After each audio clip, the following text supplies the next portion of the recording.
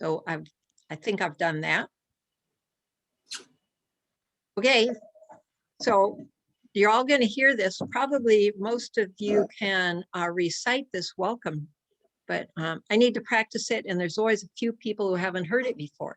So welcome to the 4th of 9 evening Zooms that are part of the 39th annual Spring Wildflower Show, brought to you by the North Coast chapter of the California Native Plant Society. That we call that CNPS, and it's a membership nonprofit organization that brings together science, conservation, education, and horticulture to save native plants.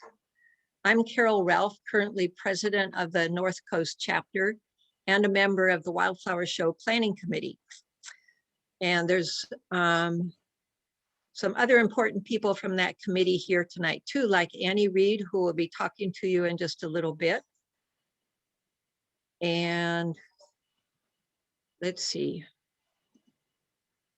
I guess that's it. Unless there's people off the screen here. Probably Susan Penn will show up. She's our iNaturalist person. So if you've been to our website, you know that this Wildflower Show has these evening Zoom sessions, but it also has iNaturalist projects that you can go see. That's where you go to see the wildflowers. And there are already a good bunch of spring plant walks posted. And there's some people here who helped post those, like Don Hollander. He's done some really nice walks up there in Del Norte County. And I think, let's see, maybe Katrina Henderson did one. I've forgotten the other people, but that's a fun way to go look at plants, to go click through those, decide, okay, I want to see what's on Stony Creek Trail behind Gasky this week. So you go click through Don's pictures and you'll know. And then there's also the start of our collection, our real plant collection, the equivalent of our showroom. And that's a different iNaturalist project that Larry Levine is putting together and has our Wildflower Show collectors submitting things to it. And that's just getting started being built, and it will, I think they're submitting things up through Friday of this week. So you can wait till Saturday to start looking there, or you can just go back every day and see what's new. Okay, and then another part of the show is the Art April that's been ongoing all month, and Annie's going to tell us about that in just a minute after I finish these preliminaries. Another thing is that the Wildflower Show, traditionally the first weekend of May, is linked to our spring native plant sale. If you're interested in buying native plants, you can go to our website, to the plant sale page, and sign up for your appointment to come to the sale. It's in person, and you make an appointment, and then you can come choose your plants. Saturday and Sunday, this coming weekend. Okay. Now, some people might be wondering why we decided to do 9 evening Zooms in a row. It wasn't just to set a world record of how many Zooms a person could tolerate. It was to try to provide a way for people to interact about wildflowers, which is what we do at the Wildflower Show. You know, it's an orgy of talking about plants. And just posting iNaturalist doesn't give us a chance to do that. So on these evening sessions, when we're not hurrying to do a speaker, we hope that you'll feel free to ask questions and tell us about plants. Okay, and we're having the evening Zooms also to develop our special topic, which this year is about the Serpentine Habitat.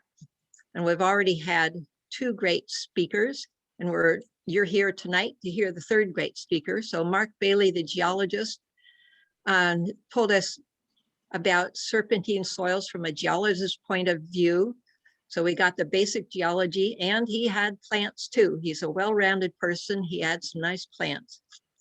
And then Sunday night, Nishi Rajakaruma from Cal Poly at San Luis Obispo was with us. And he had an exciting talk that took us to serpentine places all around the world. In rainforest and in deserty places. We saw a lot, and told us about experiments people have done to see whether plants that aren't on serpentine, but the species grows on serpentine, whether they can survive. Anyhow, it was interesting. And these talks will be posted on our YouTube channel, which you can find through the education tab of our website. I can't promise exactly when they'll get there, but they'll be there pretty soon. Okay, we'll do a quick rehearsal of Zoom etiquette. So it looks like you guys are pretty well educated about staying muted unless you're talking. And as we want to encourage interactions, we want you to be able to ask questions. And if you want to, the first thing to try is doing the chat. Use that chat icon down at the bottom of your screen, and then you type it in over on the right. And at the end, we'll get to questions there, or if you're lucky, I'll notice a chat that you send before that. If there aren't too many people, we can have people just speak up. And one way you can do that that's easier than using your mouse to go down to the mute button, you can speak up just by pressing on your space bar and holding it down while you talk. So that's a way you can try to get your voice in, okay? And we also might, if you want to raise your hand, we might be able to see that. I sometimes forget to look for it, but to raise your hand, you go down to the row of icons at the bottom and you click on the smiley face that says reactions. And that gives you some choices. And one of them is to raise your hand. Let's test that. Everybody raise your hand.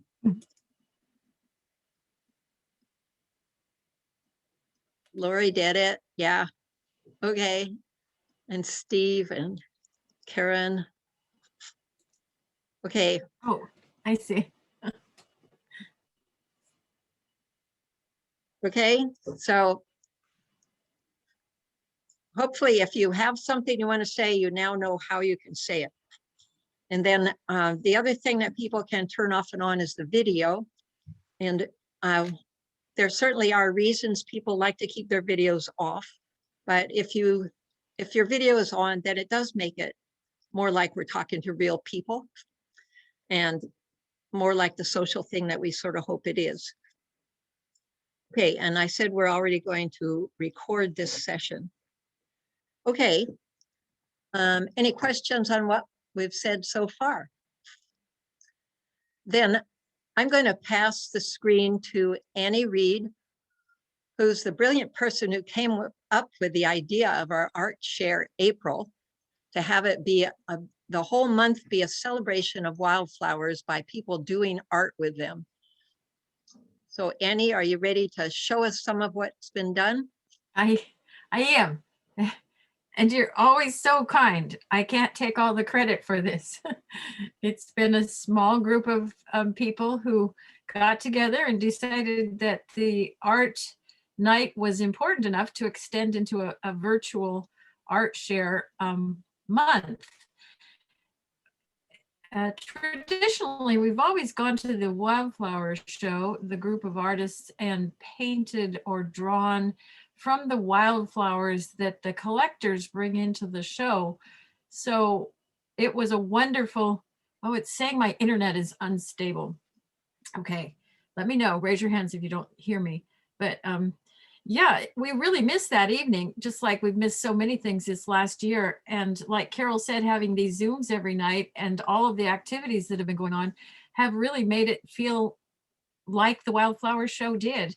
So the group of us got together, and one person, Susan Tussaud, suggested that we combine with the activities a little free wildflower gallery, in the same way that a little free library in front of someone's house or in front of a business has brought the attention for sharing free books with each other.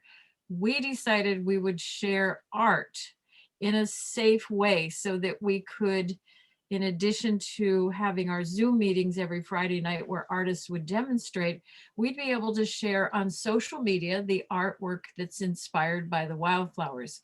So we have Facebook and we have Instagram. I'll be showing you some of those. And we have these little free wildflower art galleries that are around our community. So it's been a really active month, and we had no idea when we started whether people would take to the idea or whether they would sit empty or even whether we'd have any. So I have a few slides here to show you for the next 10 minutes and or so, and it'll give you an idea of what we've been doing. So I'm going to put in the chat right now. It worked. There we go, some links. And those links will take some, Carol mentioned when I first arrived that some people have been unable to find the information about the Wildflower Show. So that has the links where you can find things. I'm going to start a screen share here. I think we tested that screen share. And there we go. There, so it has the links on the screen share. Let me go back to that. Oh dear. There we go. Okay, so we decided to do this Art Share month, and we came up with a logo. We made a website before we even had the libraries, because we thought if we want to get started and have it ready in a month, we better let people know what it is. So we came up with this idea for the little free wildflower art galleries that would be part of the Art Share April. This is a sign that we made that would go on all of the galleries, so it would identify them. These are the links I was telling you about. We have a web page, and it's on the CMPS Wildflower Show under Art Share. Facebook page is called Wildflower Show Art Share April. Here's the Instagram hashtag. It's called Little Free Wildflower Gallery. And then we have the YouTube Zoom talks that the artists have demonstrated over the last 4 Friday evenings. And I also put the link in here to the KIEM Redwood News interview that they did that tells about the wildflower galleries. Okay, that's the background, how to make them. So Ben Lardiere, who is on the Wildflower Show planning committee, said, oh, I can make one or two. So he put together some plans. The plans became the prototype of what these galleries would look like. And then he started building a couple of them, made them really strong and sturdy. And that was the construction phase. Before I go back to that next one. And then we decided at that rate, he's a very fine builder, but he was the only person who really volunteered to build them for the community. So Susan Penn, who's also on the Wildflower Planning Committee, very creatively went around and picked up items that she could repurpose and turn into little free wildflower galleries. Here's one of them. It was a big metal box. We don't have any idea of what it was, but she also picked up some boxes from various stores in town, as well as some from the thrift stores, some little, I think it was a dollhouse, but things that we could repurpose with her direction. She also picked up this really fun little wooden shoe polish kit. So as you can see, she had some ideas in her head. She knew how to use tools, and I knew how to follow directions most of the time. So we met in the barn out at Carol's house and started making. And here's what that little shoe shine box looked like when it was finished. This became the little free wildflower gallery that's at the marina.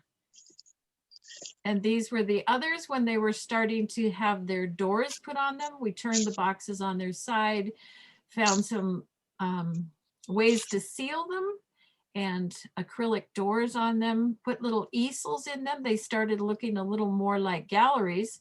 So we had the galleries, but how were we going to find where to put them? We put out a call to people. Do you have a little free library that you can convert to a gallery? And we started getting some responses. Tina Gleaves, who you might recognize as a very excellent floral artist, decided she'd turn her library into a gallery. So we have one in Riodell. art center frame, Rika had a wooden box with a display. They decided to turn into a gallery. Middle school decided to build their own gallery and become part of the Art Share A with us. So we started making our own as well as getting the community involved. We had to tell them what to put in them. So our first prototypes we made of what the artwork would look like. It helped us explain to people what we were going to be aiming for. False fingernails, nuts and bolts became a flower, a couple little tiny pastels. Oh yeah, we made the decision that all of the art would be 3 by 3 inches because we had to make sure that the art would fit in these little galleries. So the group of artists, excuse me, we aren't all artists. The group of planners, 5 of us, started making art that we could seed these galleries. We wanted to be able to have some art in the galleries when the galleries started. So this is Patricia Sennett made a beautiful drawing of a trillium. And then she did a wonderful ghost drawing over a monotype. So this was art that was being made the week before these galleries went up. So we'd have some art in the gallery. This is some art that we put in the gallery. My grandson helped me and he put that little calla lily down here at the very bottom. And I'm just telling you that story because he said to me, I drew the back of the calla lily. And I thought, okay, that's why there's no little yellow center to it. But then when I went back and looked at where he'd sat to draw, I understood that when you're young and small and you sit under a calla lily, that is what you see. So it's fun because this month, everyone has drawn what they see when they see wildflowers. This is Arcata's little free gallery. They just happened to make their own gallery the week before we started this. And they said, hey, we'll be part of this for the same month as you. So they have a little 3D printed gallery goer here. And this is a piece of art that was made from torn paper or cut paper. So based on Lupins. This is a little free gallery that was one of Susan's repurposed galleries that we installed next to an existing library on the corner of Alliance and Spear. And they added a lot of paper and pencils so people who come by could make art and put in the gallery. And I forgot to mention, but the goal is you make art based on wildflowers and put it in the gallery and you get to take art too. So we thought, well, is anyone going to do this? We're starting to put art in there, but all of a sudden the galleries just started filling up. It was like it was word of mouth, really. People started posting pictures of them. It inspired other people. They just changed every day with people taking and making art. This is the little gallery that's at the Ink People. And all of these were COVID safe. I'm going to go back to the one before. They were all COVID safe. People were instructed to wear a mask if they were within 6 feet of other people. So the Ink People had their building is closed, but they had an entryway with a wire grate on it. And this was installed so that people could reach through the wire grate comfortably and put the art in and take it out. So and then we saw a post from the art center in Arcata who had not, they hadn't joined the gallery. I mean, they didn't have a gallery up, but they posted this. They said, oh, we want to be part of this. So if anyone wants any free paper to make your little free art, come by and pick it up. So they joined in by handing out free paper, and this is good paper. This is really 3 different types of really nice paper. So thanks to the Art Center on the plaza in Arcata for joining in by offering free paper to the people who were doing this. And here's one that was picked up in the gallery in Blue Lake. I don't know all the names of the artists who made these, so I'll just be showing you some. And this is the Art Center Frame Shop in Eureka. Theirs started filled with art. And the Neelan Glen Farm store started filling up with art. And people would come in and in the morning and there'd just be new art there. It was fun to see what would ink printer. I'm not sure of that artist's name, but she made some small woodcuts of our linoleum.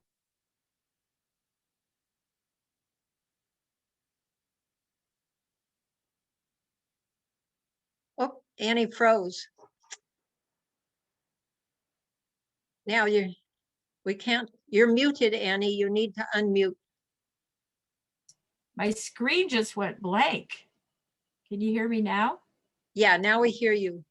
Yeah, that was an instability moment. so how am I doing for time, Carol? Well, it's getting to be Dana's turn, but Okay, let me go through the last of these pretty quickly then. Yeah. Woodcuts. It may not be working. Huh. We might have ended it unexpectedly. Just a second. Escape. Yeah, it might not want to play with us anymore, but I don't have to finish it. Yeah. So what I think what happened is the slideshow itself quit once the computer quit. And so Carol, can you hear me? Yes, we hear you. Okay. So my mouse froze. I think I'm going through an unstable technical situation. So I may not be able to continue that slideshow. Let me try for one second longer. Okay, I can do this. Yeah. Are you seeing it now? No. Okay. Share. Okay, there. Monica, Yes. so I'll just go through these quickly. Cut paper of the cow parsnip. Are you seeing that now? Yes. Okay, there's cut paper. Okay, it's not allowing. And this is Sarah Starr made tiles of ferns and fetid adder's tongue, all 3 by 3 inches that she added to the little galleries. It's not letting me click through. Cheryl Rao made pen and inks and watercolors. One of the nice things about this show was that it really gave people a chance to interact. There were comments going back and forth every day as people found things. It actually felt like it feels when you go out looking for wildflowers. You were able to go to destinations where there was excitement. You were able to look and see what was there. You were able to walk away with a piece of wildflower art for your walls. And I'm saying you were be able to because technically this is supposed to end this weekend, but there's talk of it going on. People aren't ready to stop yet. This is a fun one that showed up in Blue Lake. So even though you're hearing about it now, you're welcome. I love that one, Blue Lake. Where's the lake? She has wildflowers on her hat and in her earrings. So you're perfectly welcome to go around and take a look at what's out there, make some art if you like, and take some art too, because it's not going to stop right away. I don't think we could stop it if we tried. So I think that's all I need to share about the wildflower. Is it this is Bigfoot meditating on a Western pond lily. And this is Yeti. Please don't pick the wildflowers. So I'm going to stop this now because we could go on forever. I think I'm about at the end of it anyway. I think I can stop it. Maybe I can't stop it. Stop. Okay, stop. Okay, Yeah. there. So thank you very much for listening to the artists. As artists and part of the Wildflower Show, we feel like we are connected once again with the Wildflower Show that was such an important part of all of our lives before the COVID hit. So thank you all for putting the Wildflower Show together, for inspiring all of us. And I'm looking forward to hearing what Dana has to say. Well, thank you, Annie. That was really fun. And all the artists who contributed to those art galleries, thank you. I wonder if there are any of them here. If you put some art in a box, can you raise your hand? I don't know why it says my hand's up, but I didn't do that there. I can't raise my hand. I'm sorry. I don't see that. Okay. Oh, well, Annie, you'll have to tell all those artists that you connect with. Thank you. Okay, and now we're going to move on to our Serpentine Habitat theme, which is that it's a topic that the Wildflower Show Committee chose because the flora of our serpentine areas are a real important part of the California floral diversity. And because we have good examples of them nearby, they're some of our most favorite places to go botanizing. And yet most of us say, oh yeah, that's serpentine in sort of a casual way. And we don't really know what it means or understand the extent of it. So that's why we organized all these speakers to help us understand more about our serpentine areas. And tonight's speaker, Dana York, is one of our local people who has been tramping all over a lot of this serpentine around here. He's one of those guys who just gets to the top of all the mountains. And I really remember the story he told about one day he and a friend went from the lowest place on the continental US to the highest point on the continental US. I think that was in 24 hours. Anyhow, he's that kind of guy, and he pays attention to the plants all along the way. And he has done a book on the flora of Kings Canyon and Sequoia National Parks. And he's working on another book. I forget right now what it's on, but I'm sure he'll drop us a hint on that. And I know we can count on him to take us to see lots of serpentine flowers. Okay, Dana?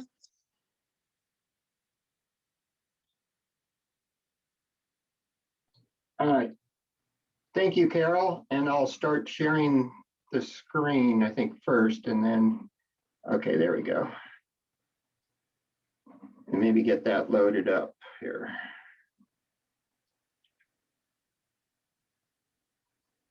There. Does that look good? You see the, okay. Beautiful. Perfect. All right, well, thank you. Thank you very much, everybody, for joining me tonight. You know, these days with Zoom meetings, I know you could have picked one of thousands of other Zoom meetings to be in tonight, and you picked this one, so what a pleasure. It's kind of the way our world is right now. But the nice thing is you could still get out and get to these places and just get a sampling of what it looks like on Zoom, but you can still go out and go see these places and be safe.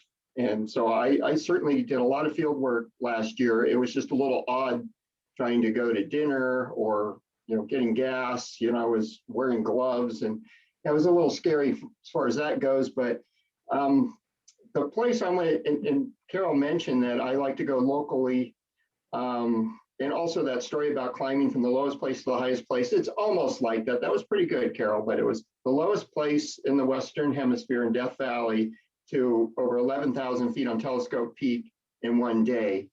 And yeah, I did find some cool plants on the way, and there was 4 of us, I believe. And one of those gentlemen got very sick. He got altitude sickness on the trip, and I ended up giving him a lot of my water and carrying his pack for him. And he was the IT, the information technology gentleman for Death Valley National Park at the time. And I really loved hiking with him, but he was so sick, in such bad shape, that we really thought we might, lose him, because we had no communication with anybody this whole time. And today, he is the superintendent of Death Valley National Park. His name is Mike Reynolds. So it's funny, where he's gone now. He left the park, he went all kinds of other places, and now he's in charge of the whole park. So I'm glad I saved Mike, because he's a great guy. It's a great park to visit. And that was my other life. I was the botanist for Death Valley for 5 years, botanist up for the Forest Service up in Oregon for a few years. And now I'm a supervisor for environmental services at Caltrans in Eureka. But as far as serpentine goes, my whole love of serpentine started. Oh, and the way we're going to do this is, in the chat, the questions. If you have any questions for me about the plants, the place, just put those in the chat and we'll get to those at the end. I hope to take an hour total after answering all the questions. So that's going to be about 8:30. So hang in there with me. Or you can watch the recorded one later if this goes too long. But I hope to get this done in an hour. So a little bit of housekeeping there. But my love for serpentine, yeah, it started when I joined the Native Plant Society really 40 years ago. And, there were field trips to serpentine areas when I was in the foothills of the Sierra. And we would go to serpentine areas down Fresno County. And I started noticing just how many more native plants there were on serpentine soils, and especially the low elevation. A lot of times these serpentine areas, at least down there, were pretty low in elevation. And most of those areas are just non-native grasslands with a few native things scattered, but mostly non-native. But when I got on serpentine, I found it was the other way around. Few non-natives and mostly natives, and some very unique native plants too.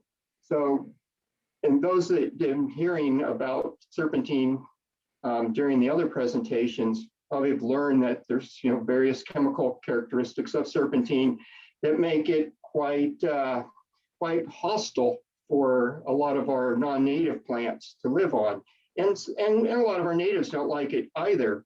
But we do have a lot of our native plants that don't care one way or the other, and then we have a lot of native plants that are pretty much restricted almost completely to serpentine. Sometimes they jump around a little bit and maybe go on granite and things like that.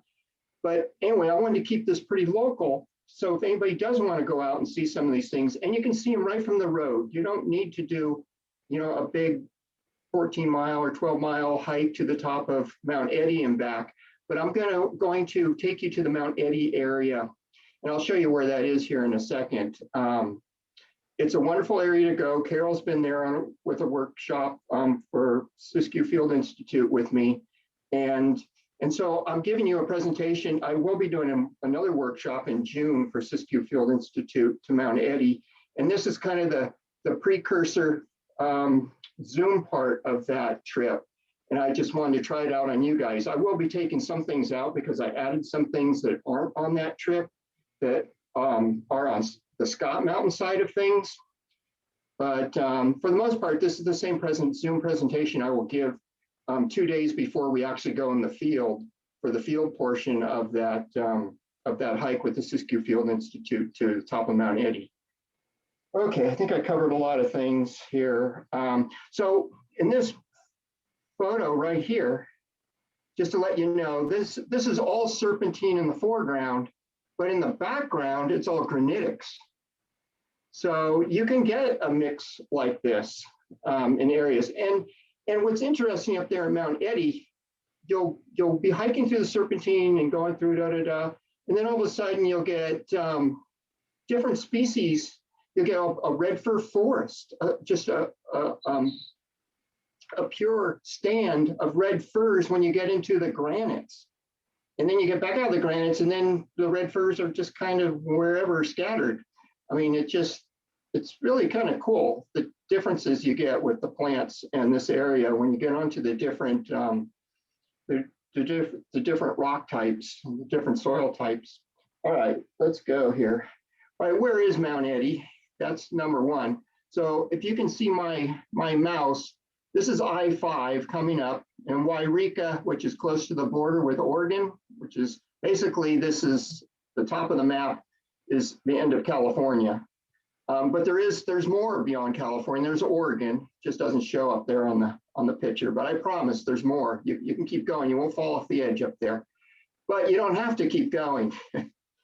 You can actually cut over, you can come from a weed side to get to Mount Eddy, or actually there's a nice forest road off of Highway 3 before you start climbing up Scott Mountain Summit, and you can actually go in when there's no snow. So that road, the way this year's looking, if it's not already open, it will be open soon, which is not good. I like it when that road's closed until June or even through June, because that means we had a good snow year. But so far this year is not looking like what I would call a good snow year. It might be a good fire year, which is not good. That's a bad thing. So we'll see how the rest of May, how May goes. Hopefully we'll get more rain in May. because things are looking very dry out there already. I've been all around in the Klamath Mountains already this year, and it's very dry. It's some of the driest conditions I've seen. Not the driest conditions, but right up there. All right, there is a book that covers a lot of the area that I'm talking about, and there's the book by Ken DeCamp and Julie Nelson, Kirsten Nelson, and Julie Knorr. And it's a wildflower book by Backcountry Press.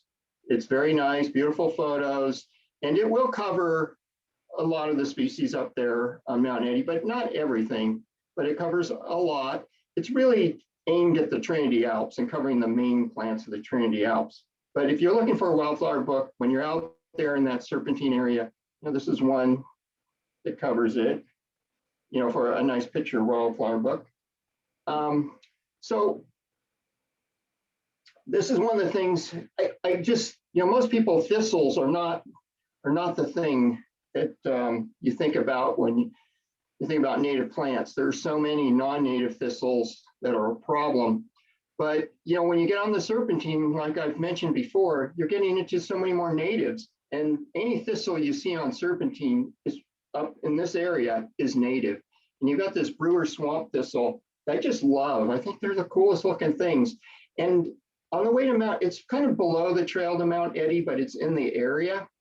Because some of these things I'm going to show you right now are not really on the way to Mount Eddy. And these are the things I'm probably going to take out when I do the Mount Eddy talk, because people won't see this unless they pull over with their car before they get to the trailhead. Another one is, and it's a favorite with a lot of people, and sorry there isn't a close-up of them, but it's bear grass, which is not a grass at all, but it's Xerophyllum tenax. It's actually more closely related to lilies and things like that. It's really cool, but it's actually not on the list it's in the Scott Mountains, but it's not noted for being on Mount Eddy, which is interesting. I got to think that I don't think I've ever actually seen it on Mount Eddy. It could be there somewhere. And this is not on Mount Eddy either, but again, this is one of those things that's close by. And this is the Scott Mountain Facilia, Hololanthus dalesianus, and it used to be a Facilia, and that's why it's called the Scott Mountain Facilia. And it's a California, when I have the CRPR and then the numbers, that's California rare plant ranked. And a 4 means that it's rare, but can be locally common. And the decimal point, the 3 is less threatened and endangered, and a 1 would be much more threatened and endangered, and 2 is kind of sort of threatened and endangered. So this is a cool kind of a locally common rare plant up in the Scott Mountains, though. Haven't seen it on Mount Eddy, but it's nearby. It's beautiful, beautiful plant. And Hall's violet. Now you can see these really close. You don't necessarily have to go all the way up to Scott Mountain area, but I've never seen this on Mount Eddy, which is interesting. Like some of these serpentine plants, and this thing's restricted to serpentine. Why Hall's violet isn't on Mount Eddy, I don't know. It seems like it's a perfect place for it, but it's never been recorded there. But in the Scott Mountains, and Mount Eddy's basically, the trailhead is right at the divide between the Scott Mountains and the Trinity Mountains, and the Eddies. It's kind of confusing, but Mount Eddy is considered in the Trinity Mountains, Trinity Divide, because the water off one side is the Trinity headwaters of the Trinity River. The Scott Mountains, all the water comes off the north side, goes into the east fork of the Scott River, and they're called the Scott Mountains. So there's the divide, which is the trailhead. And so this is a Scott Mountains thing, but never seen it. And it's up there in Horse Mountain. It's up there at Cold Springs. Pretty neat plant. Yeah, this was a plant that was called something else for a long time until a study came out a few years ago on figuring out all the claytonias, these perennial claytonias. And now this is classified, it used to be, people used to call this umbellata, but it's Claytonia obovata, the Great Basin Spring Beauty. And it's not the only claytonia up there. This is at the parking area. So if you're there early enough, and about now, when the snow's just melted off at the parking area, Parks Creek, it's the Parks Creek trailhead. The Pacific Crest Trail comes across right there. It's the main trailhead to Mount Eddy. This is right there at the parking area, right below the parking area. There'll be thousands of these things, but you have to be there when the snow is still melting and the road's open, hopefully. Sometimes the road's only open one side or the other. And you get to the top and there's snow and you can't go across. So you have to walk one way or the other. That happened a few years ago with a big snow year. All right. So you would think you'd have to climb really far and high to get to the Heller's Mount Eddy Lupin. Well, it's right in the parking area, actually, again. And this is one that gets mis-ID'd so often. And the main thing to look for on this lupin is it has these leaves that kind of curl up like this. The leaves are always cup-shaped. The leaflets, I should say. The leaflets form a cup. And the inflorescences are open. They're not bunched up. We're going to see another lupin in a little while where they're bunched up and where people always make a mistake and call that other one Lapidicola, but it's not correct. Anyway, and there's what I mean, they're open. They're not going to be bunched, even though this is a close-up shot.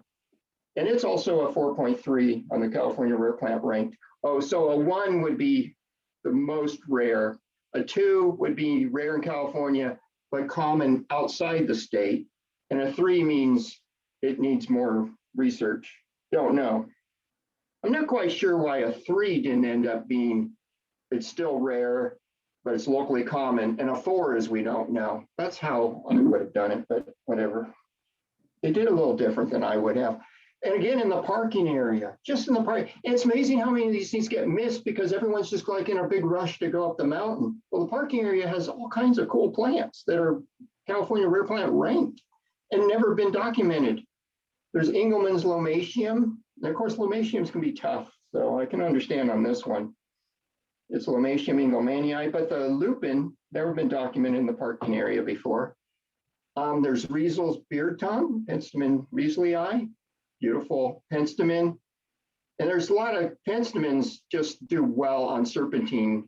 And up in this area, there's just lots of penstemons. And that one seems to really love being on serpentine. And then Carol just asked about this the other day. Arching Ceanothis, Ceanothis arcuatis. People have called this buckbrush forever up on Horse Mountain. And when they're only this size and the leaves are actually smaller, it's not buckbrush, which is Ceanothis caudatus. It's actually a different species. It's the Ceanothis arcuatis. This is right past the parking area, just a few hundred feet. And you get these weird Ceanothis. They're not California ranked, but they're definitely only on serpentine and grow only pretty much this tall, which isn't very tall. They're, a couple feet tall. I didn't even know that. Well, I just thought they were buckbrush when I went by them at first too. The first time I went by them, I didn't even know, but they are not buckbrush. It's a whole different species. All right, now I'm going to show you. This is the basin. When you're coming up the trail, you come by the lower deadfall lakes, which are these two. And then you come up here, the trail goes up here, and then you have the upper deadfall lake. I think there's one that's the main lake, and then there's these smaller ones. And then you end up coming up a saddle, and then you end up coming up here. And this is not at the top, but this is getting up there. This is a place where actually I found a rare plant, was right in here. But I'll show you that here in a minute. So what I want you to notice is this is all serpentine as far as the eye can see. And I believe over here is the Marble Mountains and probably Boulder Peak, which is also serpentine, which is interesting. But it's got snow on it right here because we're looking, I think this was fairly early. We're not looking, we're looking kind of at its east side. Anyway, so this is all serpentine except, even the stuff that's a little different color, it's just been serpentinized differently. There's peridotite, there's serpentinite up here, and they break down and they make serpentine soils. That's all I need to know in general. So I will call it all generically serpentine, but it might be serpentinite and peridotite. I'm sure that's what's going on here. But there's something else here. This is the granite over here. So the lower lake, actually the Pacific Crest Trail, it only goes as far as between the two lower lakes, and then it cuts and goes across over here. It used to come up and go over the saddle here, but the Pacific Crest Trail goes around right through this granite. So it's a great way to see the things that are growing in the granite, which are generally different a lot of times, like I mentioned with the red firs. And then the trail goes around the back of that and then goes up through a lower saddle over here in the back. And then, so the PCT used to come and go around. So there's a trail down here that goes and connects over to that too. So, but it was a lot up and down that they got rid of when they rerouted the Pacific Crest Trail to go through that. And then what you have is this Sassan Callahan Trail is part of this whole thing. The PCT, I don't know, it may be a part of the Sassan Callahan Trail, but I know once you get down in here, this is part of it, the Sassan Callahan Trail. And Sassan was Mount Shasta City, later called Mount Shasta City. So Mount Shasta City is basically down this canyon. You'll end up eventually getting to Mount Shasta City going down that way. That's where that old trail used to go. And then it used to come over and go to Callahan, which is down in Scott Valley down here. Anyway, moving on. All right, this is one, when you're on the trail, you get asked about the most, like what are those little flowers with the spots on them or whatever? Well, they're not flowers, and you can see at the bottom, they're pods. It's actually the Siskiyou milk vetch, Astragalus whitneyi variety, Siskiyou Ensis, only on serpentine, and it's another serpentine jewel, and it has these fat pods. It has these kind of, the flowers aren't all that showy, these dull yellow flowers, but it has those fat pods, and then people are always asking, what is that makes those fat pods? And it's the milk vetch, the Siskiyou milk vetch. Anyway, very common along the trail there. And then it's easy to just go by blue-eyed Marys because there's so many and they're kind of hard. Every time I have to try to figure out what they are. And the one that's really neat up there is Rattan's blue-eyed Mary, which is different. I don't see that in other places. You're real, beautiful when you look at it close, and just don't walk by it real fast because it's like another Colinsia. You want to just go by. All right. Very common on serpentines, pretty much wherever you have serpentine soil in the mountains, in this area, you have this plant. This thing's just on serpentine wherever. I've never seen it. I guess I kind of can't say never. I think I've seen on metamorphic rock, but mostly on serpentine, you'll find this onion, the sickle-leaved onion, Allium falcifolium. Pretty cool onion. They can be very, very showy. Heartleaf arnica. Now this isn't restricted just to serpentine, but this photo is from it being on serpentine, arnica cordifolia. Just a nice showy guy to throw in there. But here's one that I always find just on serpentine is frosted paintbrush. And it's not just Applegateii. I mean, Applegate's paintbrush is like, when you're in dry areas, is like the most common one you see in the Klamath Mountains. But when you get on serpentine, that changes. Yes, Applegates will grow on serpentine also. There's 3 varieties we have in the state. I don't know if we have all 3 varieties up here of Applegates, but Castella Prunosa has this frosted look to it. So it's such a great name for a frosted paintbrush. You see, it's kind of got that gray, funny, fuzzy look to it. And also the heads tend to be up kind of top like Miniata, which is our common wet area paintbrush. Anyway, I just saw a ton of these this last weekend in the rain when I had an umbrella and I was taking photos. But I have so many photos of this bleeding heart that I just didn't take any more photos of it. But it's really cool. It's Lycentra passiflora, and they're in flower right now at the lower elevations of the Serpentine, the Scott Mountain area, and it's up on Mount Eddy too. I don't just see it on Serpentine, but that's where I see it seem to be the happiest. All right, this is the lowest of the lower deadfall locates. The lowest of the two deadfall, the first deadfall lakes you get to. Let's put it that way. They don't have formal names, but there's a whole bunch of deadfall lakes. But this is okay, so this isn't a good year, just to let you know. If you've been up there, this lake can almost dry up. I mean, it turns into mud and ick. But this isn't a year when it fills and it's beautiful. There's a beautiful campsite. But this year, yeah, you better get there early because by August, September, it's not going to look like that the way things are going, which is sad.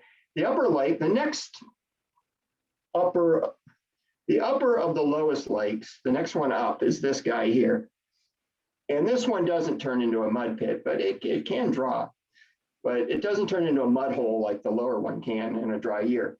It's actually quite a beautiful lake. And there's these beautiful mountain mahoganies, curl leaf mountain mahoganies around it. Just, these things are so cool. I don't know how old these are, but they look really old. That wood's got to be like steel. And I wouldn't want anybody to cut it, but like the dead branches probably stay on those trees for 50 years before they even fall off, before they rot off there. So Circocarpus Lotifolia, variety intermontanus. I love these things up there. They're kind of a jewel. They're not restricted just to serpentine, but they're on serpentine here. They will occur on granite. In the wet areas now, I'm going to talk more about the wet areas. You have these beautiful monk's hoods, Arcuatis, Colombianum. You see the little hood here. They're huge. These things, like 4 foot, maybe even 5 foot tall. They're big plants. They're very showy and large plants. They're nice to see. Now that's the contrast. This thing's this tall. What I'm showing you right now, there's a big contrast. And this is the pink margined monkey flower, Arthranthy Trinity Ensis, and it's a 1B3, so it's a little more serious. It's up on Horse Mountain also. It's in other areas of serpentine wet it can be in meadows, serpentine meadows, or the fringe of meadows, or ephemeral wet areas. Along the Pacific Crest Trail, I found it in a kind of an ephemeral wet area. It wasn't truly a meadow, but it definitely had this springtime wetness to it that held water longer than other areas. They're cool, and they get this pink. You can see the pink along the edge. So it's kind of the easiest monkey flower to ID because of that. I mean, what else is going to be but pink margined monkey flower? There are no other pink margined monkey flowers in California. Probably not in the world, but I don't know. I don't know enough outside of California to tell you that. And then with that was this short potted Thelopodium. This thing's a mustard. So there's only 4 petals. It's hard to see because it's kind of a mess of petals in there. But you can see the fruits here. They're mustard fruits sticking up, a whole bunch of fruits. And this is also a California rare plant ranked 4.2. So it's a little bit more of a locally common but rare distribution plant type of thing. It's up there, so a rare mustard. It's on serpentine wet areas. I don't know of it occurring in any other kind of soils. And then for sure, this thing doesn't occur on anything else because the Siskiyou sedge, this thing's pretty much restricted. I believe it is only restricted to the Klamath Mountains and the Siskiyous, which include, the Siskiyous. This sedge, and a lot of people don't appreciate sedges because they can be such a pain. But this sedge is dioecious, which means that it's got 2 houses, which also means that the males and females are different plants, would be in different heads. And so I think this is all the females because I don't see a bunch of anthers hanging out. It looks like those are perigenia, the fruits developing in all of those. So this one's actually pretty easy to identify because it usually either has a single head or a single head and a couple little smaller heads, and it's only a male or a female plant. And generally the males and females are close to each other. So I don't see any males nearby, but that's the female. Anyway, sedges can be a pain, but up there, this one's actually really easy to spot. Oh, what's this thing? All right, so I listen for these things chewing on bugs. That's how I find them. You just get real quiet on the trail. Yeah, Carol's laughing. No, I'm serious, Carol. Okay. All right, well, pitcher plant, California pitcher plant or cobra lily. You know, here's actually the flowers. A lot of people don't even see it when it's in flower. They'll just see, you know, the cobra part, which is down here. This is the lily part. This is the cobra part. Does it look like they have a cobra tongue on the pitcher plant? And anyway, all their hairs are pointed downwards inside those leaves, and that keeps the bugs, it keeps bugs from being able to climb back out, and then they dissolve down there and they get a nice meal and a good nitrogen fix from all those bugs that get trapped in there. And yeah, you can't hear them chewing, but I wouldn't want to fall into a bunch of those because they might not let you go. You get trapped in those hairs stuff. All right. All right, now this isn't restricted. A lot of people have seen this thing in the Sierra. This is not restricted to just serpentine soils, but it's so pretty in the wet areas up there that I have to include it. The Alpine white marsh marigold. It's the same Caltha leptosepala. It's the same marigold that's throughout the state, and you see it in the Sierra Nevada. And it's when the snow's melting, and you got a wet area, it's one of the first things to pop up with flowers. And so a lot of times you won't actually even see the flowers. You'll just see it in fruit and a bunch of leaves if you're there too late to actually see those flowers because the snow's been gone for a while. So this one's going to go quick this year, the way it's looking. Real pretty flowers. All right. Oh, that's not the prettiest shot of that, but I tried to keep these very local, like the photos even from there, and not get them from other places. But this is pretty much, I mean, it occurs in a pretty big area in the Klamath Mountains, but I don't know of it going much north of the Klamath Mountains, but it's not ranked. It's the Mount Eddy lupin. It's the beautiful yellow lupin that you have up there. It seems pretty restricted to serpentine, but it may not be 100% just on serpentine. I don't know enough about the full range of Lupinus cruceus, but there's a lot of it up there. It's very pretty to see that out. Spotted mission bells. Yeah, this can be on granite or serpentine, but it's such a cool little fritillaria, Atropurpurea, that's included. Again, you know, this be earlier in the season. The fritillarias like to go early.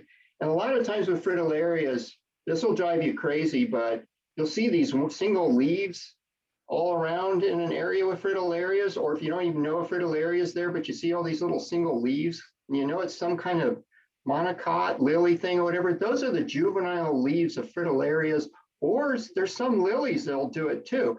Even the Scoliopas will put out juvenile leaves. You know, that's the fetid adder's tongue. That will put out juvenile leaves sometimes, and you'll see these funky little leaves and not even have the spots on the fetid adder's tongue, which normally they have the spots, but a lot of times those juvenile leaves won't. And it'll really fool you. So a lot of these things that are lilies will have these little first year leaves and just, you know, leave you scratching your head like, what is that? Well, you'll never know. It'll never flower. Not that year. You're going to have to maybe wait a year or two. You have to come back or find the mother plant. And so this would be that case where you have the Fritillaria Atropurpurea. But yeah, if you don't find the mother plant, you'll just be scratching your head until the next year. All right, just recently described, even though it had been collected for years and called something else, was Kierstead's, you know, named for Julie Kierstead, who I believe figured out that this stone crop wasn't what everybody was calling it for the longest time. It seems to be pretty restricted to serpentine, but I have seen it on granites. So sometimes, yeah, that seems to be the easiest cross from things to go serpentine to be on granite, but not everything that's on serpentine will be on granite, and not everything on granite will be on serpentine, but some things will cross over, and this will do it a bit, but it really seems to favor serpentine. Dwarf monkey flower. Now here's another monkey flower, and this one's a little harder to figure out because it doesn't have those pink fringes. But Diplochus nanus, and they really are small. So I guess that's one way to know this one. And it seems to thrive in serpentine. You can see the serpentine. You can actually see the asbestos fibers almost in that serpentine rock right there. I mean, that's the classic serpentine rock. All right, yeah, don't scratch and sniff like that rock there. Don't scratch and sniff those. Those asbestos fibers are not good for you. I mean, there's signs in places with serpentine, like in the Coast Range, that tell you if you drive in here, don't do it only like once a month, and close your windows and don't sniff the dust. There are some hazards with driving in serpentine areas and getting the dust. So I would recommend closing the windows and not being behind other cars and things when you're driving on serpentine soils. This is at the lower, not the lowest of the lower lakes, but the upper of the lowest lakes, deadfall lakes.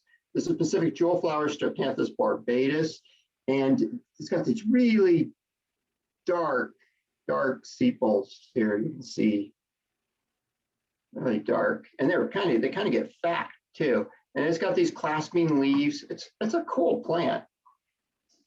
Very neat jewel flower, and pretty much restricted to serpentine, as far as I know. I've never seen anything else but serpentine. Lemons catch fly, I believe could be on either one, but it seems to thrive on serpentine, Silene leminii. I love this one, how it's pendant, and yeah, pretty cool. I'd like to see what pollinates that. It's going up in there, some moth or something. It is white. It's too bad that's Mount Eddy back there. It's too bad this photo cut off the top of Mount Eddy, but that's actually Mount Eddy back there. This is a different view that you get of this is the upper of the lowest deadfall lake, the one that doesn't turn into a mud hole if it's a dry year, but definitely will come down.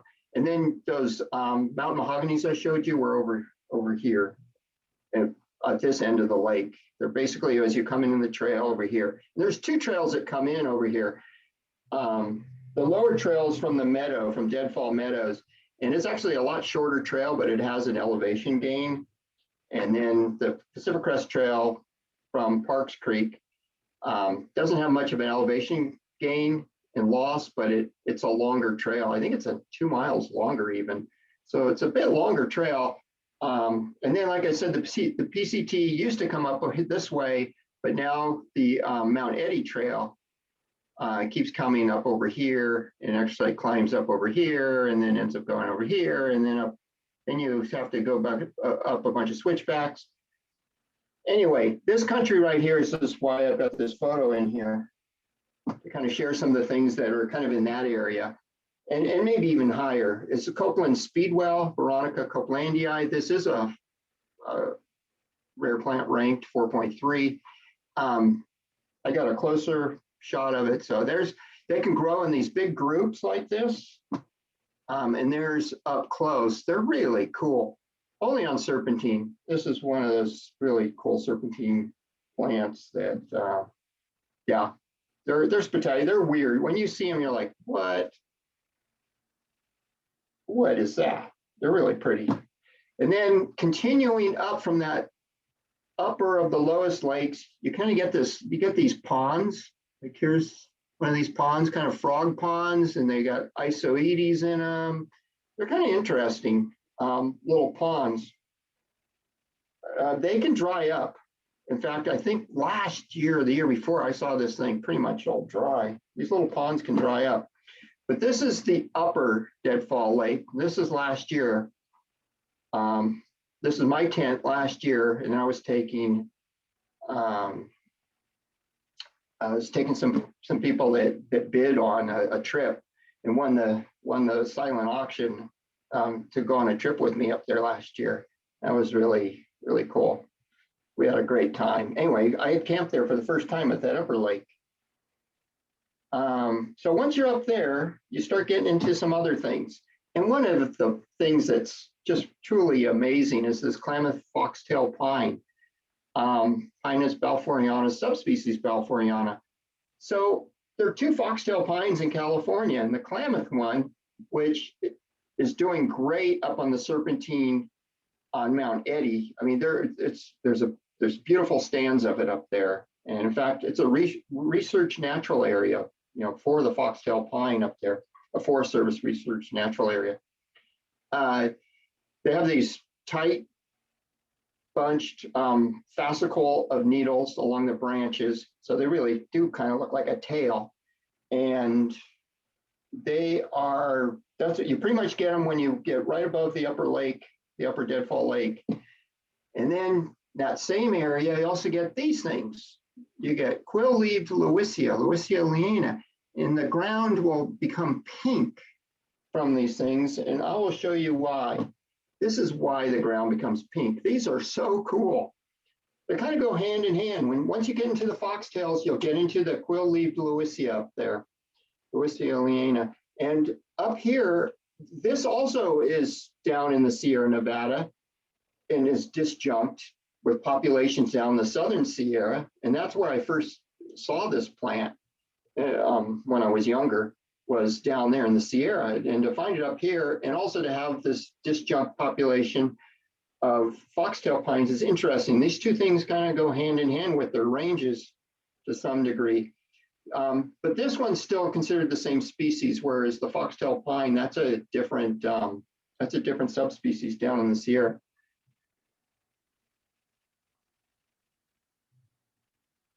All right, and then white bark pine, and these are not restricted to just serpentine, but it's another one of your 5-needle pines that you get when you start getting higher. It's Pinus albicollis, and there's a whole bunch of them. You can get these beautiful stands up there on Mount Eddy, where I've never seen pure stands of white bark pine, just forests, pure forests, maybe woodlands.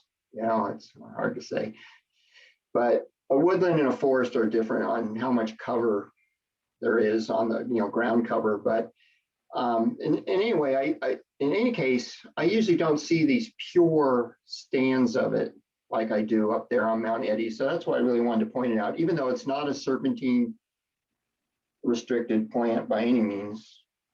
It's on all kinds of different soils. And same with this windflower. This is on different soils also, but they really just do great up there on the Serpentine. It's Anemone drummondii, the Drummond's windflower. And you can see they're usually white, but they can be, wait for it, they can be blue. It's like, what's up with that? What happened? When you get them blue and white together, that's the best.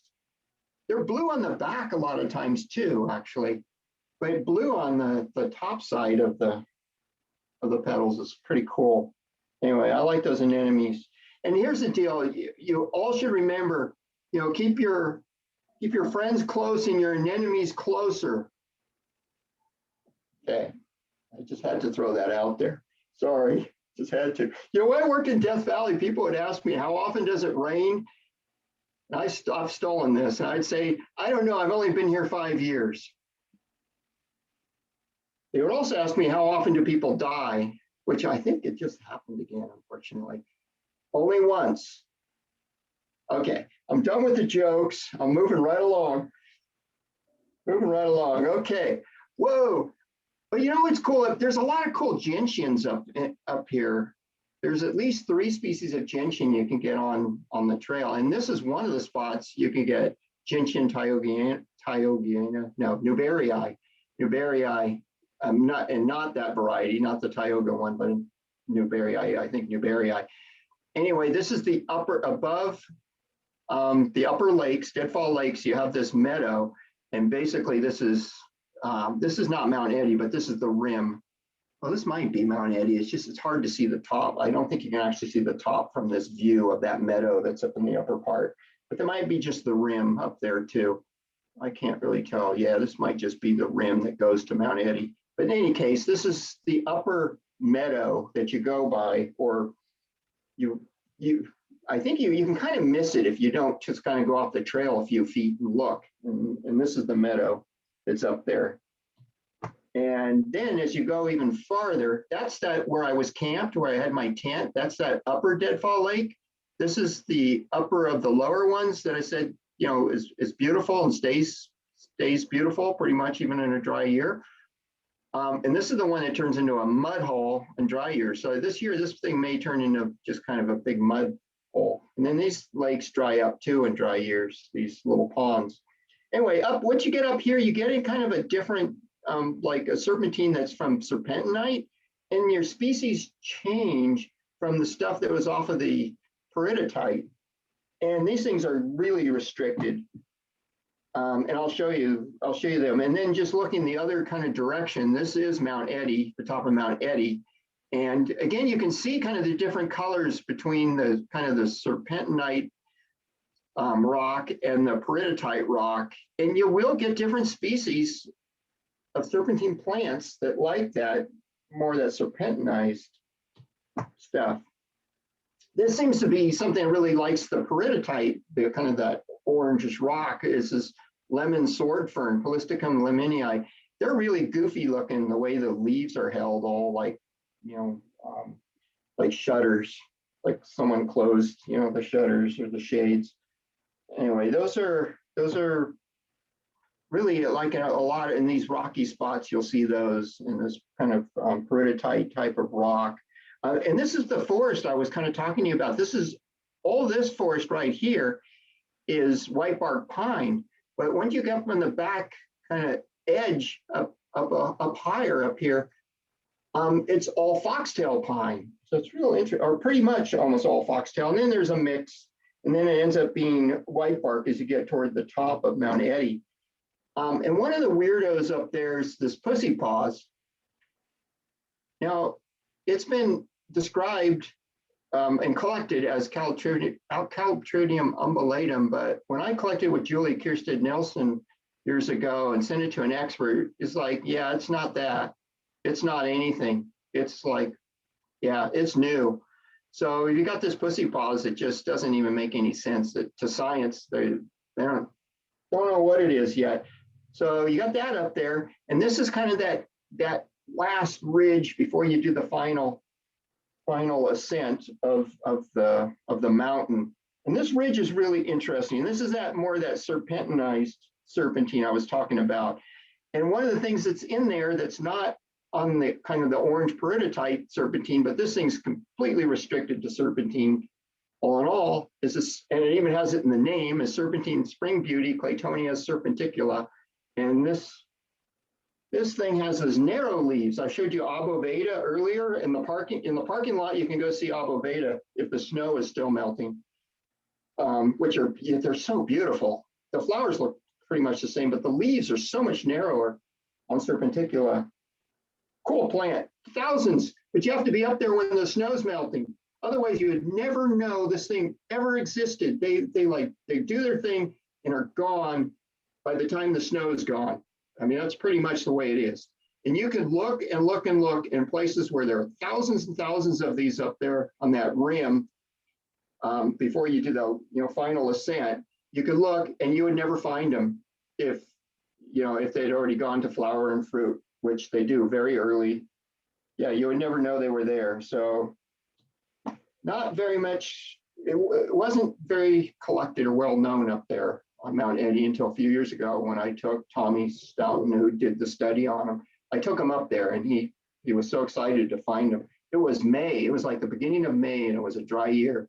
And we were able to go all the way up there and be up there with the snow melting. All right, one of the things you got is this harebell. They're kind of all mixed in here with some other stuff, but these blue harebells, Campanula scabrella, it's a 4.3. Yeah, I guess I don't have a closer shot. I do have a closer shot, but not from up there. This is from up there on Mount Eddy. So anyway, there's harebells up there. I like campanulas. There's, I mentioned penstemons. This penstemon, Proceres variety formosus, is got these small flowers, but there's so many that it's showy just by the number. It's really spectacular to see that in flower up there. And then you got this little daisy, little Rigeron tenor in the rocks up there on that rim area. It just had me scratching my head for a while. Like, what is that, a Rigeron? What is that daisy up there? Oh, it's called thin daisy. Like, okay. The only place I know I've ever seen it is up there, Mount Eddy. Bloomer's fleabane. You can actually see these just right by the parking lot too, but you don't see them again until you get up into that really good serpentinized serpentine. And the parking area has good serpentinized serpentine. So some of the things you see in that parking area right next to the parking lot, you won't see again until you're up on kind of that plateau when you get up the saddle before you go to the final ascent to the top of Mount Eddy. And this is one of those, Bloomer's fleabane. There's some buckwheats too that do that same thing. And I'll mention that here in a minute. So this is another daisy, or it's a fleabane, another Rigeron, without rays. It's rayless. So these are all just little teeny disc flowers in these heads. No rays, no showy daisy rays. What are we doing here? This is one of those things that you can see from the parking area, or you have to hike all the way up and get to that ridge and that rim area I'm calling. Is Siskiyou buckwheat, Eriogonum siskiyouense. And it seems to really be restricted to what serpentine it's on, or at least where it wants to be on Mount Eddy. And it wants to be right near the parking area, and it wants to be almost, at the final ascent, or, that rim before you get to the final ascent.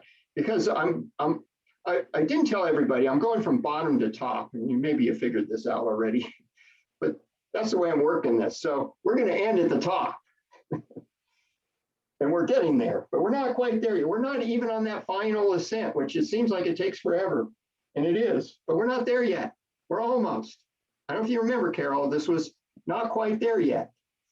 Because this thing's real showy. It's got these little bracts kind of halfway up, these little bracts that come around, and they're real showy heads. And it's like carpet. It's dense. The plants just grow this dense carpet of leaves. It's really a cool buckwheat. Siskiyou buckwheat. It's not Trinity buckwheat, because you're going to learn that one in a second. It's Siskiyou buckwheat. I didn't mention that the county line's right there. So the way you ID these buckwheats is you determine what side of the line you're on. If you're on the Siskiyou part of the county line, you're Siskiyou buckwheat. But if you're on the Trinity side of the line, you're on you got Trinity buckwheat. We're going to see that in a second. I'm not sure it really works that way. I'm just giving you a bunch of BS. But anyway, woolly groundsel. This thing, I couldn't figure this out. I see these fuzzy leaves for the longest time. It's like, what the heck is this fuzzy thing? And it's actually a Pachyra or a Senecio. It's a sunflower also, Pachyra cana. Pretty cool. Yeah, to see it in flower really kind of answers up what it is that you're seeing. But the leaves are white fuzzy things, and they look kind of like buckwheat leaves. It looks kind of like Eriogonum alpinum, which that's the Trinity buckwheat that I'm going to share in a second. But it's higher up, as I'm going by elevation. And then just weird thing to see a clover. Usually when you see a clover, it's in your lawn. Well, this is a little different than the thing that's in your lawn. This is a Shasta longstalk clover. And this thing, look what it's growing in. Crazy. Trifolium longipi subspecies shastense. Really cool clover. And then a cryptantha up there. And this is a perennial cryptantha. And I'm going to be showing you an annual cryptantha at the end, but I'm going to save that. Crater Lake cryptantha, this thing's really neat to see these little white flowers up there. This is that climb. Now we're starting to climb those switchbacks. We're starting to climb up. We're getting closer to the top, everybody. Don't hold your breath though. I mean, you need to breathe. There's less oxygen up here. Crater Lake cryptantha, close up, subratosa. Yeah. It makes a little ball of flowers there on the inflorescence. It's really a cool plant. And up there in the rocks, this actually isn't from there because this was a better picture I had of it. But it says crested cinquefoil. And some years I can find it up there and some years I can't. And I think now I have GPS location, so I could hopefully find it again.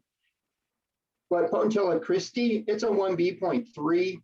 It's basically this potentilla that has three three main lobes on those basal leaves. It's pretty neat, but there's another cryptanth, or I'm sorry, if I say cryptanth, I meant potentilla. Anyway, I just did say cryptantha though for sure. So potentilla, there's another potentilla that's up there too that's more common. So it's tricky. You have to really look at the leaves, and I keep looking at the leaves to make sure it's just like three-lobed and not just these pinnately lobed. Anyway, that is restricted to serpentine. Pretty much restricted serpentine. I think though you could find it in granites. It is over in the Marble Mountains. Is the Mount Eddy buckwheat, Eriogonum undulatum variety humistratum. It tends to have this real white foliage and these balls of flowers, low growing, and it's a 4.3. It's pretty common up there, so it's not just on that last stretch, but we're getting closer though to the top, and there's a kind of a close-up, and there's these white fuzzy leaves that I was talking about. A lot of these things up there have white fuzzy leaves, I think for a couple of reasons. It can get very cold at night, and there's intense sun during the day. All right, so I forgot about this one, the dwarf tidy lupin. That's up there in that last stretch. Now you see, this is not the same as that Mount Eddy lupin, and because the heads are just real dense, the leaves do form a little bit of cup, the leaflets do form a bit of a cup, but they're much wider. They're not narrower like those Lapidicula, like the Lupinus Lapidicula. Anyway, these dense heads are really the giveaway. And the Mount Eddy lupin isn't even on Mount Eddy as far as I've ever been able to find, but this dwarf tidy lupin is. It's down there in the parking area. Holsia, little Holsia, these are always fun to see because this thing's huge. I don't know, it's called little Holsia because it's not tall, not because those flowers aren't big. Those flowers are really big around. There's nothing there for scale, but they're actually pretty big around. Oh, there's a butterfly for scale. Right there. Oh, and there's that penstemon, Procerus formosus, variety formosus, that small flowered penstemon in the back there. Anyway, this is Holsia nana. It's a 2B.3. It's more common outside California, rare in California. All right. This is the Trinity buckwheat. So now we must be on the Trinity side of that line. This has big fuzzy leaves, so people can really mistake the big white fuzzy leaves and think they have Trinity buckwheat and actually a Pachyra. So they're definitely wider on the Trinity buckwheat. Anyway, normally flowers later. You would have to be up there in July to see this flower. A lot of the buckwheats are generally later flowers. This is a 1B2, so it's pretty rare. It's also strange that it only has the one involucre, the one cup that holds the flowers. It's a single involucre. See all these other things like the other buckwheats I've shown you, they all have several involucres usually. If they're terminal, if it's just all terminal like that, there's usually several, not just one cup holding all those flowers. This is only a single cup holding the flowers. It's pretty unique. There's not many buckwheats actually do that in California. And then I found one in Oregon that does that. And that's how I knew it was very unique, the one I found in Oregon, which ended up being kind of close to this, but not being this, and actually was a new species in Oregon. That's another story. There's the head again. So that's just one cup of those flowers. There's a lot of flowers in that cup. There's not many of these, I tell you. In some years, I'm not sure they flower. Last year, I saw just a lot of them. It looked really poor. It was in June. And they didn't look like they were even going to flower. This thing's pretty rare on Mount Eddy. I would say it's not the rarest plant, but almost. And yeah, this is probably how it looks now. It's probably going fast. And this was a picture I took in June one year. And this is April, and it's probably kind of looking like that right now. So anyway, I won't be all depressed. Hopefully May we'll get more snow and rain. All right, Mount Eddy sky pie. This is the rarest plant up there. This is one of the rarest plants in California. It only occurs on Mount Eddy, only occurs on Serpentine, because that's the only thing you got up there. Bolemonium ediense, it was only described within the last 10 years. It was thought to be, I think, was it a Pulcherrimum? It was thought to be another species, but it's not at all. It's its own thing, and it's a 1B2. It's cool. It's early bloomer, and this year, really early bloomer. As soon as the snow is off the trail, pretty much, that's when this thing's going to be blooming. I had to throw in lots of pictures because it's the star of the show. This is the star serpentine plant, I think, in the Klamath Mountains right here. And it's not very hard to look at either. I might be hard to look at, but that's not hard to look at. All right, we're now at the top. We made it to the top. I'm almost out of breath. We made it to Alpine mouse tails up there. It's like, what? What's this? Ixia gordoni, variety Ursinorum, which sounds like a bear. And yeah, it was a bear to get up there to see this, because this is pretty much just at the top of Mount Eddy in the Serpentine. It occurs other areas. It's not a ranked plant, but I've only seen it on Serpentines. It could be on other soils, but I've only seen it on Serpentine soils. I've seen it in the Siskiyou wilderness. But there are other varieties too of Gordonii, or there's another variety of it. So I think the other one's more on granites. All right, golden alpine draba areola. This is a 1B3. It's a pretty rare plant. You can see the fruits developing on this. It's got these beautiful golden flowers, hence the name. It's right at the top. You find little places where it's protected, and you'll see this at the top, at the summit. Another thing close to the summit is Mount Eddy. It's even named for Mount Eddy draba carnosula. Now, it does occur in other areas in the Klamath Mountains, but pretty much restricted. It is restricted to the Klamath Mountains, and it's restricted to Serpentine. Yeah, I was just thinking of Siskiyou Willow on Preston Peak. I think I saw on Preston Peak where it wasn't Serpentine, but there was a lot of Serpentine close by, so it may have been on the Serpentine there. Anyway, it's a 1B3, it's rare. This is not rare, but this is right at the top. You know, I've had botanists, I was with botanists one time, they're like, what is that? It's just Erigeron compositus. This thing can occur down like in the foothills of the area, in the Klamath Mountain, kind of in the foothills, and then it can be way up on top of peaks. Look at this weird plant. Beautiful. Fleabane, cut leaf fleabane. It's weird distribution of where this thing occurs. I don't know what the deal is with it. And it occurs on all kinds of soils. I've seen it on limestone, granites, whatever. It's kind of a funny plant. There's the view. That's almost a 360-degree view. That's Mount Shasta over there. I think this was the no, you can't really, yeah, it looks like the Deadfall Lake's there. So I must have been off to a side, because from at the very top, you can't see that drainage that you just came up, the Deadfall Lakes and stuff. So I think I went off a side to take that a little bit. Hey, okay, now I'm almost done. We're almost to the end. So we just made it to the top. Now we got to get back to the parking lot. And then we find out, where did our car go? Where did I park? Well, hopefully you can find your car somewhere, and hopefully a critter didn't eat anything. We don't have any marmots down in here, so I think you're okay as far as eating your brake hoses, your hydraulic hoses and things, like when you're in the Sierra and the marmots eat your cars. But anyway, so that area, I wanted to show people that area that has the spring beauty, the Claytonia obovata, and the lupin is right over here. This area over here is really cool, especially if you're there early in the season. It has the Lomatium Engomanii. And then the area over here, which has more of this kind of true serpentine looking serpentinized rock, you know, your typical serpentine and not the peridotite looking stuff. That's where you'll have the Eriogonums and things that you don't find again until you're almost, you know, you're at that plateau before you do the final climb.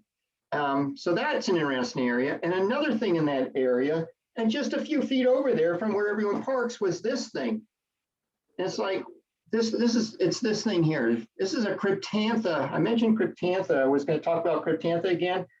Well, is this a new species? It's just a few feet away for where botanists have been parking for, 100 years. No, actually that trailhead didn't used to be there in the 70s. In the 70s, that trailhead wasn't even there. And that's a different story, but that's what I'm getting to right now. So this is going to be called Whipple's cryptantha. This is a new species. It's just a few feet away from the parking area. It's Cryptantha whipplei. It will be named for Jennifer Whipple. I took her there this last year to see her plant, and she's not doing well health-wise. But I knew I could get her over there, and she had collected this back when she did a flora of Mount Eddy as a graduate student project.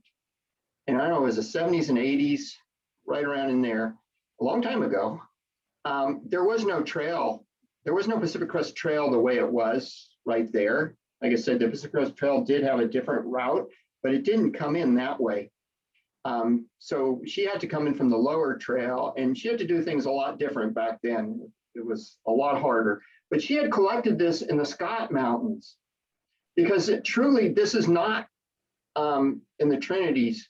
This is in the Scott Mountains, because it's on the other side of the road, where the parking area is. That's the divide. So it's actually over in the Scott Mountains, and she wasn't doing a flora of the Scott Mountains. So she never bothered to try to figure out what the heck this cryptantha was. Well, I figured out it was a new species and started working with Mark Simpson down in San Diego, who's the expert on these. And we went through everything we could to figure out what this thing could be. And he finally said, you know what, I think this is what Jennifer Whipple sent me from way back, 40 years ago. And it turns out it was. And so I'm going to honor her Mark and I are going to honor her with naming it for her. The person that originally collected it and the person that did such a wonderful job with the first flora up there. I mean, it's just her collections are outstanding. Her identifications were outstanding, and just a wonderful job. And she's a wonderful person and a friend, and it's the least I can do. So, or at least Mark and I could do, for her. And she was just truly touched, which was really nice. Here's a kind of a close-up of it. It's really a beautiful cryptantha, annual cryptantha. And I know a lot of people don't want to work on them because they can be tricky, but, they're like popcorn flowers, but the fruits are different. Anyway, okay, thank you, CMPS, yay. Carol Ralph, yes, she's here tonight. Siskiyou Field Institute, Mount Eddy Workshop, just putting a plug in. Yes, thank you, a plug in. So you guys got to see kind of the first part of it, some of it. I'm gonna take some of that out, but the online portion is kind of what you guys got to see tonight, but the field portion, if you're able to hike, it's like a 12-mile round trip hike. If you're able to hike, please, look at doing this. I'd love to show the folks that join me tonight these things in person. It's a wonderful place to share. It's not protected as a wilderness. It would be fine, get some kind of protection or legislation to protect the area. The bicyclists are kind of taking over. They're riding on the Pacific Crest Trail, which they're not supposed to. I have nothing against bicycles, but there's a ton of roads out there, folks. You don't need to be on the trails, because I really see the trails being degraded. The historic trails, especially, that they're on, that there's nothing to keep them off the historic trails that aren't in wilderness. But like the Sassan Callahan trails being pretty much mucked up badly by bikes. So that's one reason I do these, is education, outreach, and hopefully get appreciation to protect these beautiful places. And the more people that I can talk to about botany, the better. That's another reason, because I love talking about plants. And so there's the information for the course. You can go to the website for the Siskiyou Field Institute and see all the options there. And then I have one more thing. That's my book that Carol mentioned, the Sequoia Kings Canyon National Parks Illustrated Flora. I have an electronic version that's for sale on Amazon, and I keep that up to date. This is already 2, 3 years old. It's already out of date. I've had to update taxonomy. I even have more taxonomy I just found that I need to change. When people find things and tell me that they're in the parks that I didn't know about, which that actually hasn't happened very much. I found new things for the park last year. but because I'm really looking for those things. So the electronic version is a much better way to go. You can use it on your phone. I understand it does work on a Kindle. If you guys are interested in having something like that, I will have color photos in it. Right now, there's illustrations, pen ink illustrations, and they came from Abrams, Flora of the Pacific Northwest. And also you can follow me on as PCT Botanist on Instagram. I'm always posting flower pictures. And thank you, everybody. And I can do the chat thing. I will not share anymore. Stop sharing.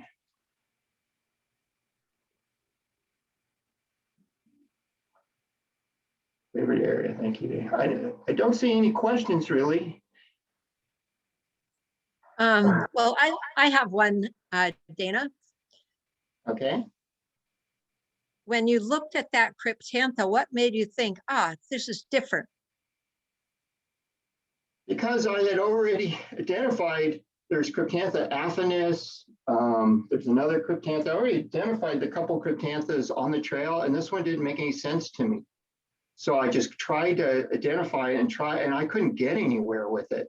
I mean, that's how it happens with a lot of new species, like the new buckwheat I found in Southern Oregon. There was like Alpinum, but it wasn't Alpinum. It's much bigger plant. It's not just these few fuzzy leaves that come up. Yeah, you just kind of scratch your head about where does that fit in. I just like knowing what all these things are. I get so excited, and that one just never made sense to me any place. I think I even asked Jennifer Whipple about it, and she couldn't remember it until I took her out there, and then she remembered that she had collected it, I think on her parents' property, or I think her folks had property on Scott Mountain itself, and I think there's one other population that grows over there. I hope there's another population, but she had said there was, and that's where she collected it. So hopefully that population's still there, I guess is what I'm getting at. So you could tell by just looking at the plant that it was shorter and fatter or fuzzier or something. You didn't have to look at the wrinkles on the seeds to figure that out. Well, yeah, and then later, the seeds are actually smooth and shiny. But yeah, the plant just looked different. It's just the gestalt, the overall look of the plant just looked different. And I hope all of you are able to get out there one way or the other, even if it's just roadside botany, driving by. You can do a day, you could stay and weed or camp out and drive, do a drive over the pass and stop it. See the Darlingtonia, it grows right next to the road. There's there's lilies, there's the Shasta, what they call the Shasta lily, which is part of Linum, Shastensi. Things like that, which I didn't even show. I mean, I didn't show like the gentians. I didn't show you a ton of the other cool stuff. I mean, this would be a 4-hour presentation if I showed you all the flower pictures I have. And the shooting star is bizarre because we've never really figured out what that shooting star is, and no one really can. It's got a weird shooting star up there that's not Primula tetrandra, and it's not Jeffrey. It's like a in between. So it's a weird place. Hey, Dana. Yeah. Hi. Thanks for all those wonderful photos. I just want to say real fast how interesting I think it is that, I'm not that familiar with Mount Eddy per se. I've been there, but I go to Kangaroo Lake frequently. And as the crow flies, that's very close. And it's interesting to me that some of the things like bear grass and that Facilia, those are very common at Kangaroo Lake. And you're saying they don't occur over at Mount Eddy. And I think that's really interesting. And there's probably, there are things like I see the milk vetch over at Kangaroo Lake. I see, some of those other things over there. So it's a really interesting, split. Yeah. It's just very interesting. And that's why I did want to bring that up. It's a little bit weird that some of these serpentine things you would think would take advantage of being in one range next to the other range, would be there, but they're not. Kangaroo Lake is also a wonderful place to go too. If you want to, beautiful campground, they have the Wildflower Trail, but yeah, you won't see many of these things that I talked to, these buckwheats. None of those buckwheats I mentioned are there. But the viola, holly-eye, you go up to the top up there, you'll see tons of it up there above Kangaroo Lake. I've never seen it over Mount Eddie at all. So, And the PCT runs right across the top of Kangaroo Lake. It's right there. The PCT. It's a thoroughfare. I mean, I've never done it, but yeah, it goes right through. It's a way, a pathway. So it is very interesting. Yeah. And then those Scott Mountain things kind of go into the Trinity Alps a little bit in the Darlingtonia and the wet areas, and so you keep some of those things and the Facilia, the Scott Mountain Facilia, they keep going south a little bit, or actually it's more west from Scott Mountain Summit. They actually are on the west side of Scott Mountain Summit on the Pacific Crest Trail, but they kind of peter out, but they keep going because the Serpentine doesn't stop. And I think Carol's been up to the Boulder Lakes where the Serpentine's in the Trinity Alps. That's just, basically that's the Scott Mountains still. Yeah, that's really interesting. I guess I never thought of that as such a cutoff, that road between the Mount Eddie side and the everything else side, Yeah. The other thing that's weird is there's China Peak.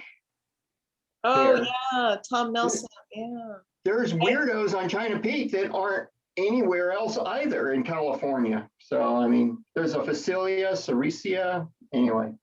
I've never been on China Peak. That's not an easy place to get to, I guess. No, but it's right in the triangle, right? Yeah, it's in the triangle. Anyway. Thanks, Dana. Thanks so much. You're welcome, Robin. Yeah, if anybody wants just to ask, we don't have that many people here, and you're still with me, if you haven't dropped off yet.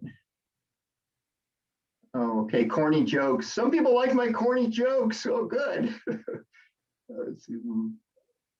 Okay, that was Susan and Leonard. Yeah, thank you for that. Any other questions, anybody? Yeah, I want to know where I can find one of those perennial Claytonia up on Horse Mountain. Yeah, the answer to that is now. If there's one up there, which I have not seen, I can think of, it would be now. That's the thing. You would have to go when those snow fields there's still patches of snow, and that's the way it is now, right now. So you'd have to go right now, Carol, and you tell me what you find up there. Well, actually, I was there 2 weeks ago, but that might have been a little early. Well, the snow was mostly gone. There were just a few patches. Was it 2 weeks ago? Wow. Yeah. Well, now there's more snow because the last weekend added some more. Not much, but yeah. But I didn't get to explore around very much. Okay. Well, 2 weeks ago sounded like the time, or when this new snow melts off. It wasn't. I was up there this weekend, not up Horse Mountain, up on Etna Summit. Yeah, there was a dusting, like half an inch or whatever. I don't think that's going to last long, but once that comes off, yeah. If there's one up there, now would be the time near those melting snow patches. You don't have to be right at them, but near them. For the Claytonia. Yeah. And, I mean, it was funny. Nobody knew that parking area had that Claytonia. All the old Claytonia umbellata records, which it used to be a ranked plant, they were all up the mountain a ways. Jennifer Whipple had it up the mountain. Nobody looked in that little area when the snow was melting off. No one bothered to go below where their car was parked, or they were there too late. One or the other. Well, like you say, you park there because you want to go up the trail. You're looking at the trail. I shouldn't say be bothered, but I mean, I have found the neatest things by going to places where thousands of botanists have been to and didn't look around the corner, or, like on the Sierra Buttes. I found a new population of a spleenwort, the only second population ever found in the state. where how many botanists have been on the Sierra Buttes? I could tell you probably thousands. It's a trip that the Native Plant Society in that area goes to every year. You can almost drive to the top of the Sierra Buttes. And what did I do? I just went around a corner and found a cave. And then I found a spleenwort, the only second known population in the state. I mean, so you just have to do things a little different timing, go a different direction, and you'll see things that will just sometimes just are outstanding. Keep your eyes open. Keep your eyes open, yeah, and enjoy them. You know, whatever they are, whatever way you want to enjoy them, just enjoy those areas, enjoy the plants, the animals, and yeah, it's to each his own on how they want to do that. But my thing is just knowing what these things are and why they're there and where else they occur, and if they're rare, finding rare stuff is pretty fun, and taking photos of them and sharing, you know, the photos. I do have another book. It will be coming out on the Pacific Crest Trail, California. So that's what we've been talking about, the Pacific Crest Trail. I'm working on that with Jim Andre. He's doing the southern part of the state, and I'm doing the northern part of California. And it's only for California Pacific Crest Trail. It'll have about 1,200 photos. It'll be all color photographs and descriptions. And it won't be keys, but it'll be all pretty much like you've had the other Timber Press flower book by Turner. And it'll be similar to that, how that is, except for we have shrubs and trees in there, and the shrubs and trees will be organized, will be organized by how many needles and things like that for pines, and shrubs will be opposite, alternate, and by families, things like that. Anyway, and wildflowers by colors and then families, but other things like that book, the Pacific Northwest Wildflower book, color photo book is organized. It'll be a lot like that because it's Timber Press. It's the same publisher as that book. So, Well, be sure they do your index right. So if it's Yeah. Western wallflower, you want, or well, let's see, Western bluebells, you want it to be under B, comma, Western. You don't want it to be under W, Western. okay. Yeah, Which common names mark- are tricky. That's why you always want the scientific names. I don't know if I like it when the scientific names are separate than the common names, tell you the truth. I kind of like them all mixed into the same index, to be honest with you. But anyway, that's my thing. So where That's do you probably how get, it should be. Yeah, go where ahead. do you get your common names? Oh, Robin took off. Good night, everyone. She said, where do I get my common names? Probably from Cal Flora, mostly. I've been going with Cal Flora for years. Before it had the format now. I had the electronic database of Cal Flora. You know, they helped me with my flora back in the 90s when I started working on my flora. Very different than all the websites we have now. So I kind of feel like to keep going with Cal Flora since from the first days I've been going with Cal Flora. When it was out of Berkeley, it was like the research lab in Albany or something. It was weird where it was originally. So Well, that's always hard for me because I might go to Cal Flora and see what their common name is, but that's not the name I usually call it. So I don't like their common name. you don't like their common names in general? Well, no, only sometimes, but yeah. Yeah, I mean, you can use the book, Ken's book, Wildflower book for our area and see, like he calls anemone occidentalis Einstein head. So I think that's great. The Western anemone, you know, I love that name, Einstein heads. That's the one I want to keep using now. In fact, I think I put that as an alternative common name in the book because it does look like Einstein. Yeah. Well. Yeah, I think we better let people go to bed Yeah. and let you go to bed. But that was just great, Dana. I'm All ready right. to head for Mount Eddy tomorrow. Oh, good. Yeah, it sounds like, well. But I have to be back here for a Zoom tomorrow evening. So Oh, okay. So be fast. Go up to Horse Mountain again and look for those Claytonias. yeah. They could be there. Okay, well, thanks, everybody. Okay. And good night. There's the stars in my little Right. shack here. See The back there? stars came out. Yeah, the stars came out. Maybe if I turn my light off even, it would be better. I want to show more stars. Oh yeah, there. Yeah. Okay. Well, good night. There's a Okay. starry night for everybody. Thank you for joining. Good night. Thank you, Dana. That was wonderful. Oh, Great you're welcome. pictures. Thank Very well you. done. Glad you Okay. guys enjoyed it. And come to Mount Eddie. Bye. Bye.